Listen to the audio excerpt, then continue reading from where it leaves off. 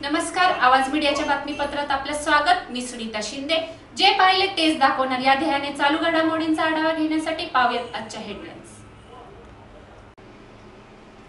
भीमा कोरेगाव दंगल प्रकरणात दडपलेले सत्य जगासमोर आणण्यासाठी 28 मार्च रोजी सन्मान महामोर्चा सर्व संघटनांचा पाठिंबा। संपूर्ण महाराष्ट्रभरात शिवप्रतिष्ठानची ओळख करून देणारे संभाजीराव भिडे यांच्यावर खोटे गुन्हे मागे घ्यावेत यासाठी दिनांक 28 मार्च 2018 रोजी सकाळी 10 वाजता सन्मान मोर्चाचे आयोजन श्री शिवप्रतिष्ठानच्या वतीने करण्यात आले आहे।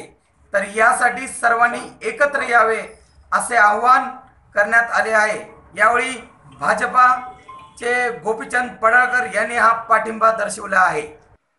गुरुवर्य भिडे गुरुजी यांना या महाराष्ट्रातून माणूस कोण ओळखत नाही अशी परिस्थिती नाही आहे। भीमा कोरेगावची दंगल ही समाजाला काळिंबा फासणारी दंगल आहे, पण भीमा कोरेगावच्या दंगलीमध्ये भिडे गुरुजींचा काही संबंध नसताना चुकीच्या पद्धतीनं त्यांच्यावर आरोप करणं हे गैर आहे।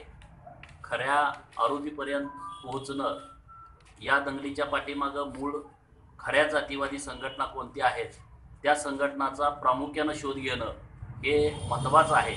त्यामुळं आज भिडे गुरुजींना आदरातिथ्य मानणारे सर्व कार्यकर्ते आम्ही आज इथं कार्यालयामध्ये येऊन या गोष्टीस आमचा जाहीर पाठिंबा आहे।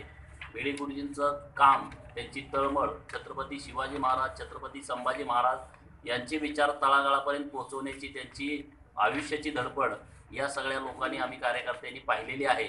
एक निष्कलंक, निस्वार्थी, त्यागांचं मूर्तिमंत उदाहरण भिडे गुरुजी आहे आणि अशा व्यक्तीवरती चुकीच्या पद्धतीनं आरोप करणं हे आमच्यासारख्या कार्यकर्त्यांना गैर वाटतंय। त्यामुळं भीमा कोरेगावचं खरे दंगलखोर कोण आहे, ही भीमा कोरेगावची दंगल नेमकी कुठून घडली इथंपर्यंत मुळापर्यंत जाणं गरजेचं आहे। त्यामुळं आम्ही सर्व या कार्यकर्त्यांनी या सन्मान मोर्चाला आमचा पाठिंबा आहे।